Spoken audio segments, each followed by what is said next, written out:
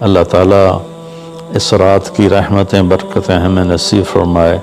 اصل میں اللہ نے بخشش کے بہانے رکھے ہیں، کوئی شرابی ہے، کوئی زانی ہے، کوئی قاتل ہے، کوئی ماں باپ کا نافرمان ہے، کوئی مشرک ہے، کوئی متکبر ہے، کوئی سود خور ہے، کوئی رشوت خور ہے۔ ایک دفعہ آج کہہ دے، کل کی رات کہہ دے گا کہ یا اللہ میری توبہ، تو اللہ کی قسم اگر اس کے گناہ زمین سے لے کر آسمان کی چھت تک بھی ہوں گے نا، تو ایک آدھے بول پر یا اللہ معاف کر، اللہ سارے معاف فرما دے۔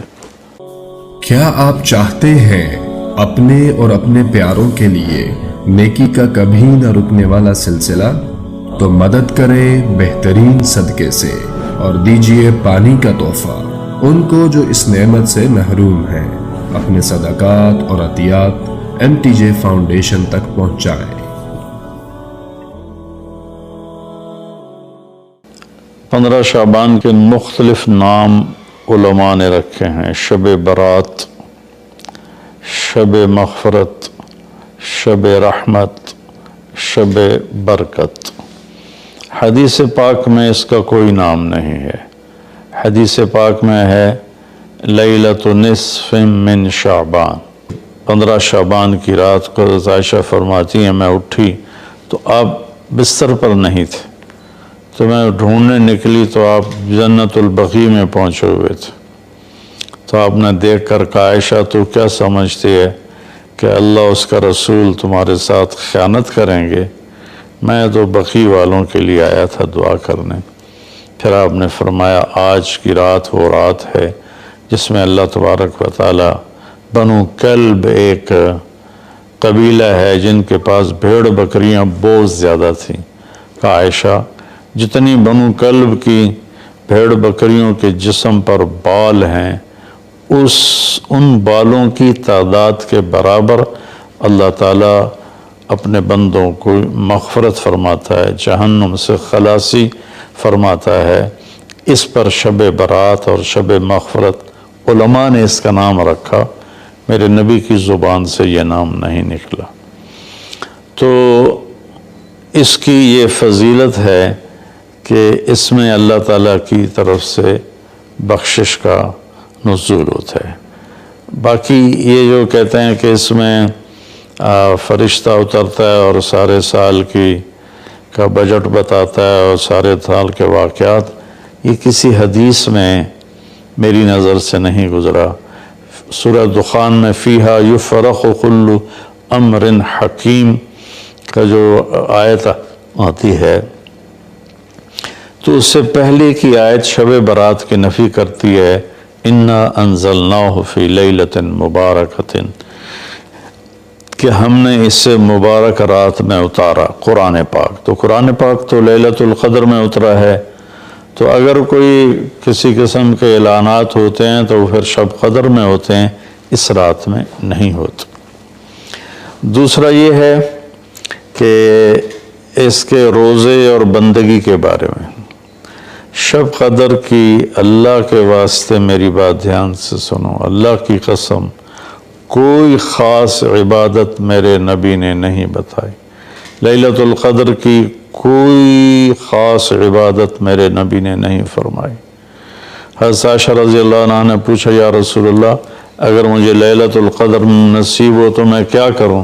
کہا یہ دعا پڑھو، اللہم انک عفو تحب العفو فاعف عنی، اللہ تو معاف کرنے والا ہے، معافی کو پسند فرماتا ہے، مجھے معاف فرما۔ تو میرے نبی کی عبادت وہی 11 رکعت تہجد کے نوافل تھے، چاہے وہ شب قدر تھی، چاہے وہ شب برات تھی، چاہے وہ شب جمعہ تھی۔ تو اب اس کے نام پر لوگوں نے کیا کیا خرافہ، چونکہ ہم قرآن اور حدیث سے نہیں جڑے، کتابیں لکھی ہوئی ہیں، کس نے لکھی، اس کی سند کیا ہے، اس کی تمیز ہی کوئی نہیں ہے، تو وہ پھر بہت ہی زیادہ 4 رکعت پڑھو، پہلی رکعت میں یہ پڑھو، دوسری میں یہ پڑھو، تیسری میں یہ، چوتھی میں یہ سب بدعات ہیں، ان کا کوئی تعلق نہیں میرے نبی کے کسی بھی فرمان سے۔ میرے نبی نے صرف عبادت کا فرمایا ہے، عبادت، تو شب قدر میں بھی کوئی خاص عمل نہیں۔ اور دوسری بات یہ کہ اگر آپ نے عبادت کرنی ہے تو مسجد نہیں گھر، مسجد نہیں گھر، مسجد نہیں گھر۔ میرے نبی نفلی بندگی گھر میں ادا فرماتے تھے۔ اب شب برات میں صلاۃ تسبیح کی جماعت ہو رہی ہوتی ہے، یہ کتنی بڑی نادانی کی بات ہے۔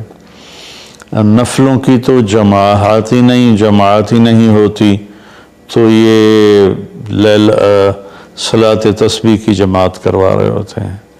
تو میرے بھائی بہنوں، اس رات میں کوئی بندگی عبادت مخصوص نہیں۔ ہاں، آپ تہجد کے نوافل پڑھیں، ساری رات پڑھیں، آپ قرآن کی تلاوت کریں، ساری رات کریں، آپ اللہ کا ذکر فرمائیں، ساری رات فرمائیں، آپ دعا مانگیں، چاہے ساری رات مانگیں۔ یہ مخصوص اعمال یہ ہیں: نماز، تلاوت، ذکر اور دعا، اور آنسوؤں کے ساتھ۔ اپنی کھیتی کو پانی نہ لگے تو سوکھ جاتی ہے، ایسے ہی دل میں بھی ایک کھیتی آباد ہے ایمان کی، اسے آنسوؤں کے چند قطرے ہی سمندر کی طرح سیراب کر دیتے ہیں۔ تو آنسوؤں کے ساتھ نہ ہو تو کم از کم رونے والی کیفیت ہو۔ تو یہ تو اتنا سا شب برات ہے۔ روزے کے بارے میں جو ابن ماجہ کی روایت ہے، قوموا لیلہا وصوموا شہرہا، یہ روایت بہت شدید ضعیف ہے، اور علامہ البانی رحمۃ اللہ علیہ نے اس کو موضوع قرار دیا ہے۔ تو اس میں روزہ اس نیت سے رکھنا کہ میرے نبی کی سنت ہے، یہ غلط ہے، اس طرح یہ بدعت بن جائے گا۔ کوئی ویسے نفلی روزہ اس رات میں رکھنا چاہتا ہے مستحب سمجھ کے، نفل سمجھ کے، وہ میرے خیال میں اس میں کوئی قباحت نہیں ہے۔ لیکن سنت سمجھ کے اگر وہ رکھنا چاہتا ہے تو یہ بات صحیح نہیں ہے، چونکہ روزے والی روایت بالکل قابل اعتبار، قابل حجت نہیں ہے۔ اس میں تمام محدثین کا اتفاق ہے کہ یہ روایت شدید ضعیف ہے، اور شدید ضعیف سے استدلال نہیں ہوتا، اس کو حجت نہیں بنایا جاتا۔ کمزور اس کا ضعف اتنا شدید نہ ہو اور کئی حدیثیں جمع ہو جائیں تو پھر اس میں ایک طاقت آ جاتی ہے۔ تو اپنے آپ کو جوڑو اللہ کے قرآن کے ساتھ، اللہ کے نبی کی حدیث کے ساتھ۔ صحیح حدیث آپ کا ماخذ ہوگا تو آپ کو آسانی ہوگی کرنے میں۔ تو اصل میں عبادات میں اعتدال ہے۔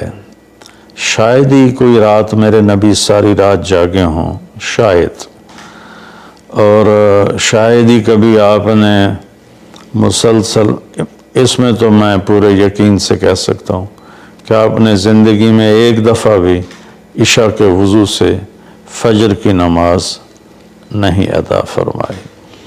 بعد میں ایک رہبانیت کا ٹچ آیا کہ بندگی میں بہت زیادہ زیادتی اور اپنے نفس کشی میں راہبوں جیسی تھوڑی تھوڑی جھلک۔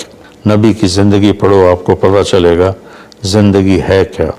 قرآن پڑھو، آپ کو پتہ چلے گا اللہ چاہتا کیا ہے۔ اللہ تعالیٰ اس رات کی رحمتیں برکتیں ہمیں نصیب فرمائے۔ اصل میں اللہ نے بخشش کے بہانے رکھے ہیں۔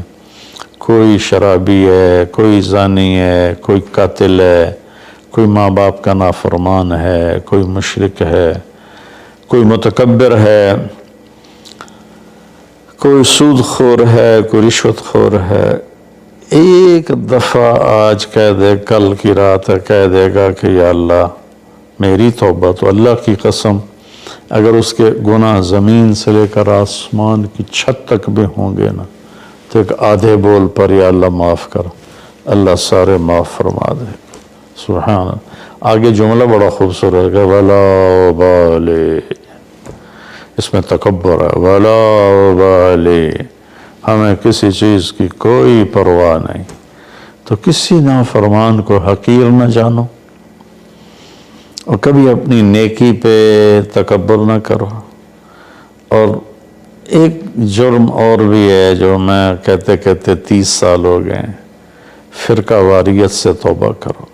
اپنے فرقے پہ جمے رہو، لیکن دوسروں سے نفرت، سلام بھی نہ کرنا، جنازہ بھی نہ پڑھنا، حرم شریف میں جا کر بھی نمازیں نہ پڑھنا، اچھا اللہ کے واسطے آج بہت اویئرنیس ہو چکی ہے، تو مہربانی کرو، امت بنو، محبت